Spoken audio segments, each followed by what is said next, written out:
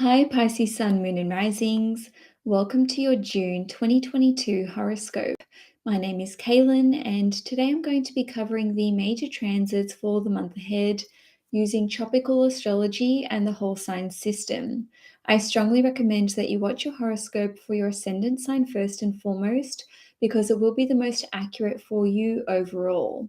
Having said that, if you've got time to watch your sun and moon sign horoscopes as well, I would recommend that you do so because watching all three will give you a very well rounded and blended picture of what you can expect for the month ahead. So, the sun sign horoscope will tell you more about your career and your goals in life, whereas the moon sign horoscope will pertain more to your family life, your relationships, your property and living circumstances, as well as your emotional health and well-being. And now let's get into your reading. On the 3rd of June, Mercury is going to station direct in the sign of Taurus at 26 degrees in your third house. So Mercury will have been retrograde in not only Taurus in your third house, but also Gemini in your fourth house as well. Now that Mercury will be direct, you may have ironed out some miscommunications which may have occurred with certain friendships, your siblings, relatives, and maybe co-workers as well. There could have been some significant changes or deadlines significant changes to your projects, but also changes to your deadlines as well. And meetings may have been pushed back, or you may have just shown up for meetings on the wrong day or had people completely cancel on you.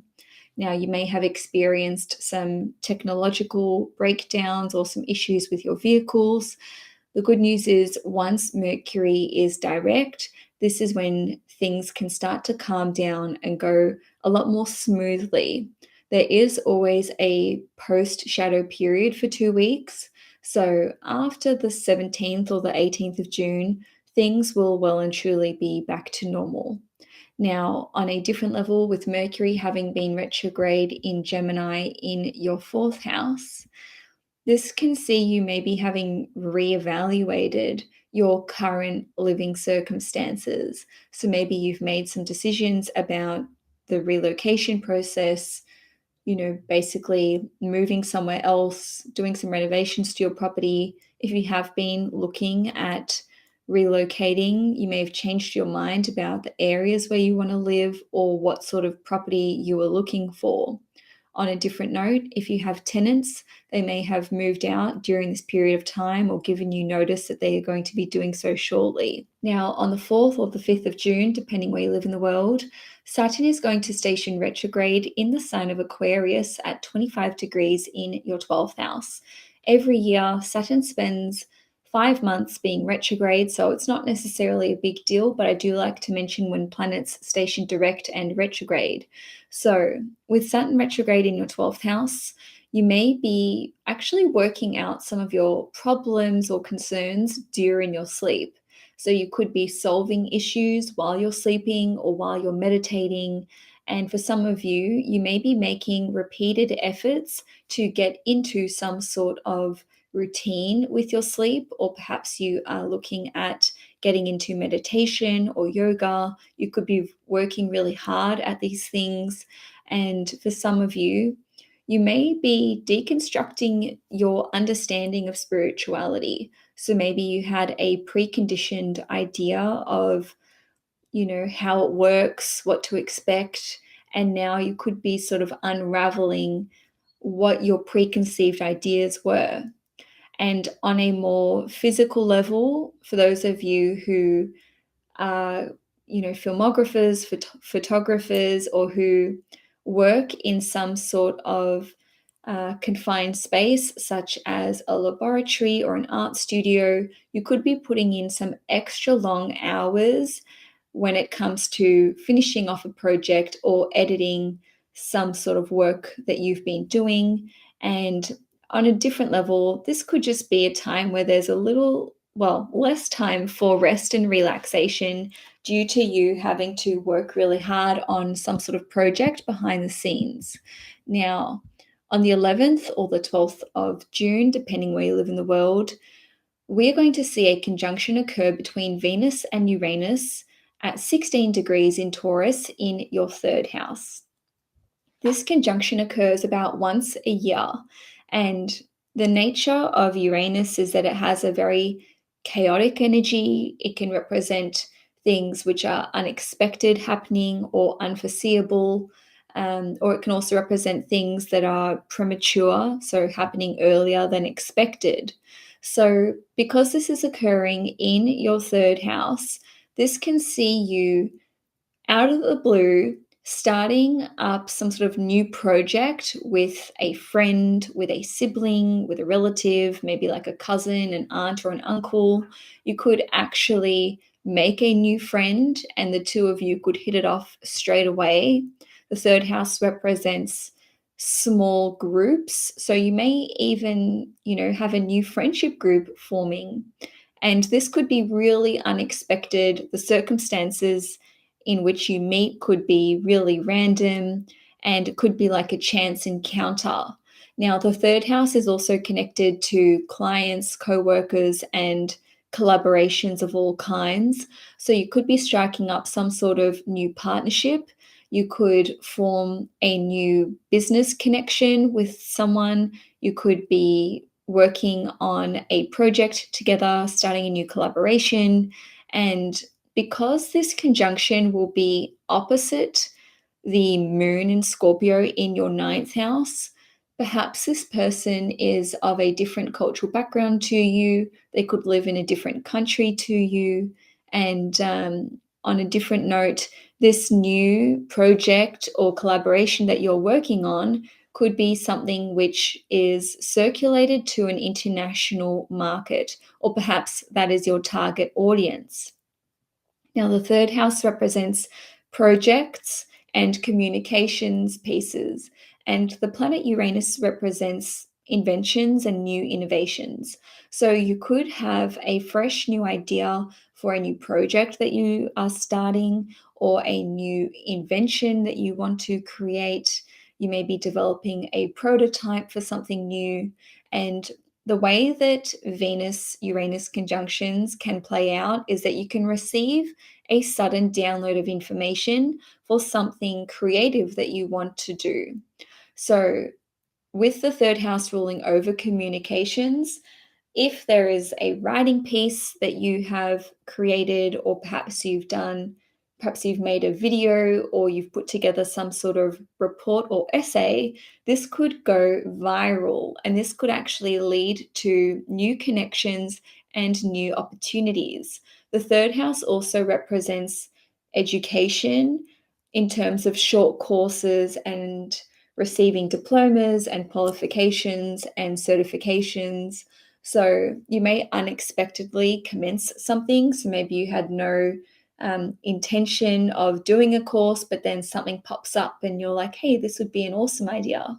Or with Uranus representing separation and divorce, for those of you who are already involved in a short-term education course, this could see you unceremoniously quitting that course. And so this conjunction can have a somewhat paradoxical effect. On one hand, the nature of conjunctions represents that something new can be taking off, but then the energy of Uranus can indicate that there is a sudden departure from this thing, or a separation of sorts. So, on one hand, you may be making new friends, signing on new clients, forming new collaborations, and starting new projects. But on the other hand, you could, worst case scenario, have a falling out with a friend or maybe even a sibling. Now, it doesn't necessarily mean that you have to stop talking to them altogether. It could just be that, there's a sudden outburst, which is quite surprising, and now you need time to cool off in that relationship. Lastly, with this conjunction, Venus rules over your eighth house, which represents mutual resources. And the third house, where the conjunction is taking place, represents contracts. So there could be some unexpected changes which occur with respect to your mutual resources. So this can include, but is not limited to, child support, alimony money, inheritances, taxes.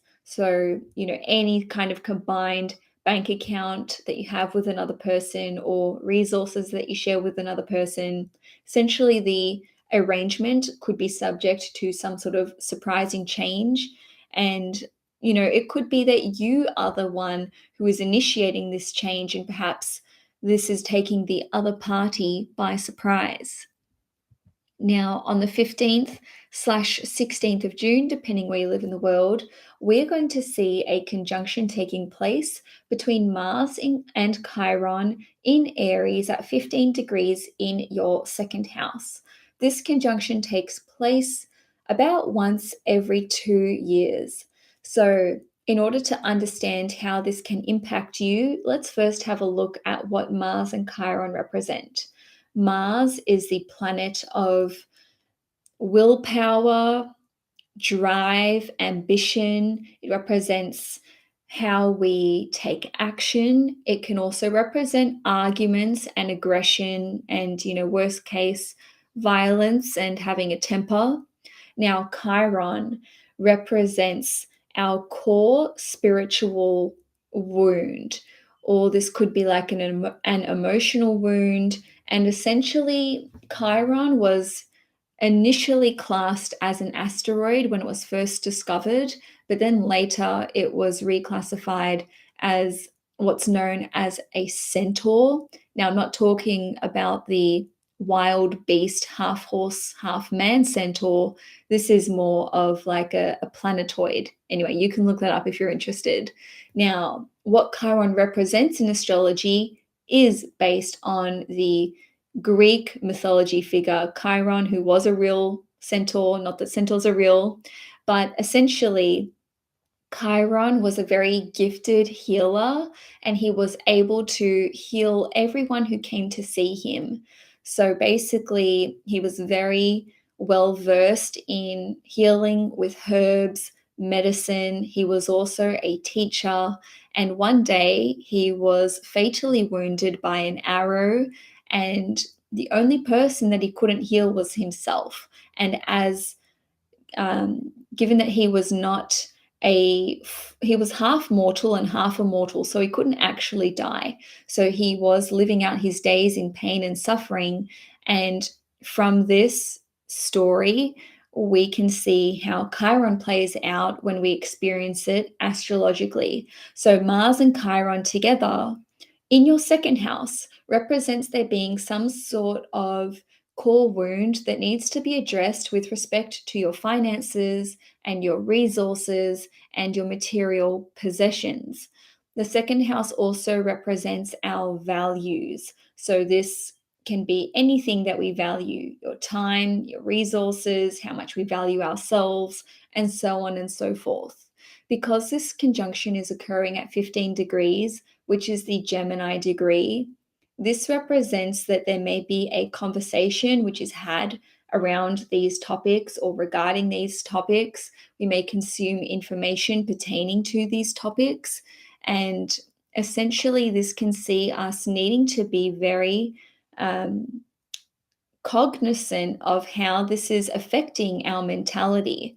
So, for some of you Pisceans, you may be addressing your spending habits. Maybe you are spending more money than you have. With Mars ruling over your ninth house, maybe you're finding yourself unable to envision a future where you actually have everything that you need. You may be very acutely aware of the fact that you are misjudging in some way how much you actually need for the future. Maybe it's that you're saving to the point of denying yourself the things that you actually need or that you really want or that could improve your life somehow. Essentially, this is a very big focus on your finances. How much do you have? How much do you need? How much are you spending? How much do you need to save? How much do you need to spend? And so on and so forth. Because the second house represents valuables and possessions, this can see some of you Pisceans Basically addressing whether or not you've been buying things to fill some kind of void, or perhaps you've been refraining from spending money on certain valuables and possessions because you are overly conscious of your resources and the future, and maybe you're worried about not having enough for the future. Now, because the 15th degree is the Gemini degree, which represents communications, this can see you being aware of your scarcity mindset or a lack mindset, or repeating affirmations of poverty. So, if you say any of the following things out loud, if you think them, if you tell yourself these things, this is where Mars in Chiron can actually be hurting you inadvertently. Maybe you have said things to yourself or thought things to yourself like, I'll always be poor. I'll never have enough money. I don't deserve to have nice things. I'll never have the things that I want. I'll never earn the kind of money that I want. All of these things are incredibly harmful to your earning capacity. These things are harmful to your self esteem, how much you value yourself. And perhaps this conjunction between Mars and Chiron is going to make you really cognizant of when you are saying these things and when you do think these things, and maybe you'll be more aware of your spending habits and the things that you may or may not be denying yourself. Lastly, with this conjunction, Chiron can not only represent the ways in which we're hurting ourselves or where we experience pain and suffering, it can also represent the ways in which we are subconsciously or consciously hurting other people. Maybe your values when it comes to finances and possessions are hurting other people. This could be a lack of generosity. This could be you um, basically making decisions about what money is spent on that either harms your family or harms your significant other. So, this will certainly be an area that many of you Pisces will want to address. But now let's move on to a more lighthearted topic. On the 22nd/23rd of June, depending where you live in the world, Venus is going to enter the sign of Gemini, which means it will be transiting your fourth house, and it will be there till around the 17th or the 18th of July.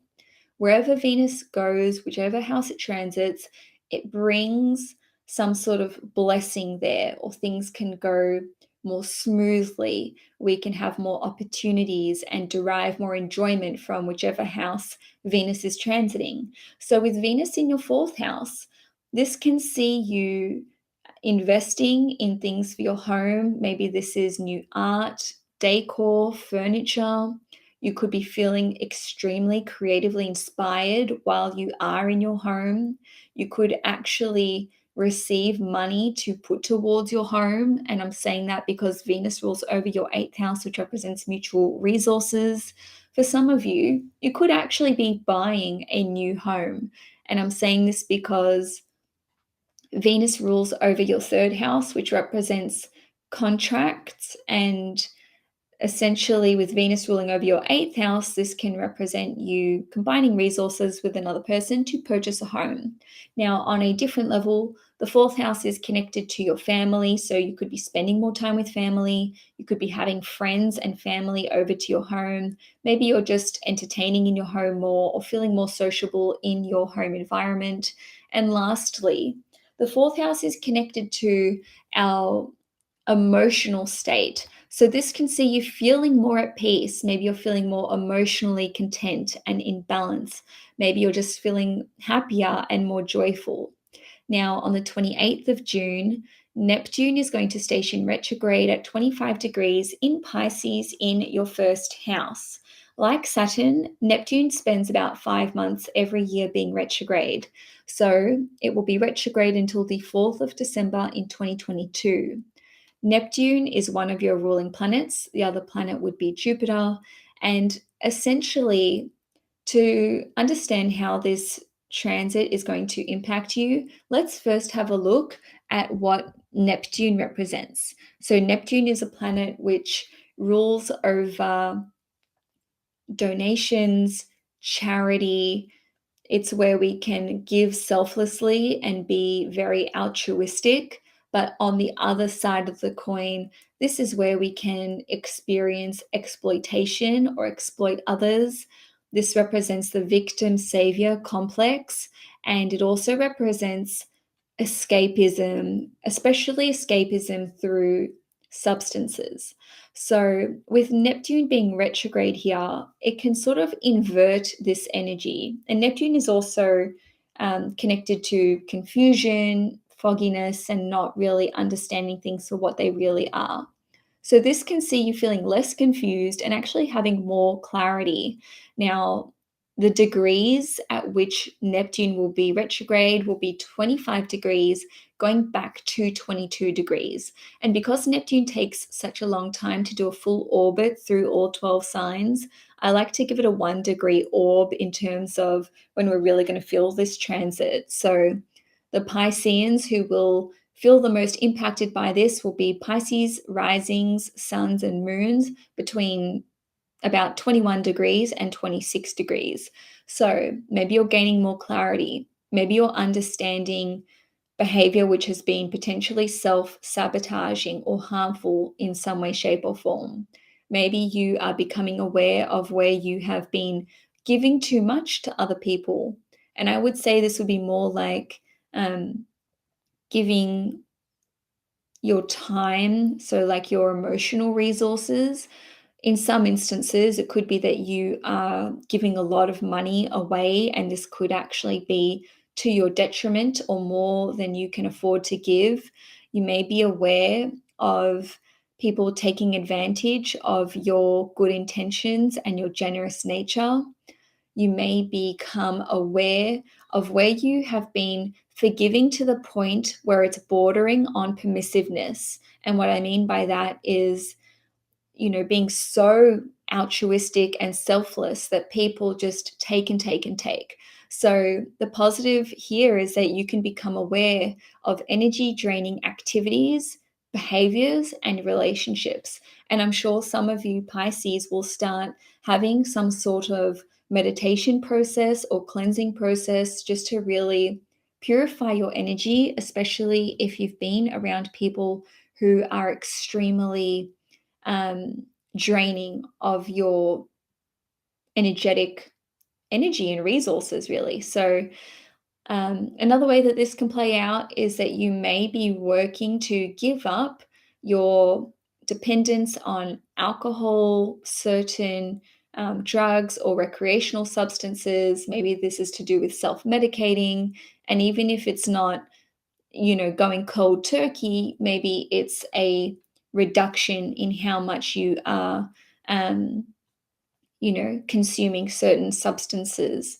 Now, lastly, this can see you becoming aware of relationships which have either turned codependent or which have the potential to become codependent. So you could sort of be like nipping it in the bud or reversing relationships that have already gotten to that point. So, lastly, for the month, and I'm going to end on a huge high here. Venus in Gemini in your fourth house will be making a sextile to Jupiter in Aries in your second house. So Jupiter is your other ruling planet, and whatever Jupiter is doing, whether it's making aspects or changing signs, you'll want to pay attention to this because this is really representative of the changes that you are going to experience in your life, because Jupiter effectively represents you. At least it does for you Pisces risings. If you have a different rising sign, you'll want to check out what the planetary ruler is for that sign.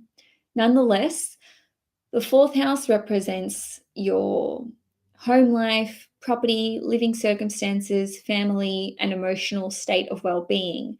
Whereas the second house represents your finances, resources, valuables, possessions, and anything that you value. Now, the fact that this is a sextile aspect represents that there is some sort of opportunity which is going to make itself known to you.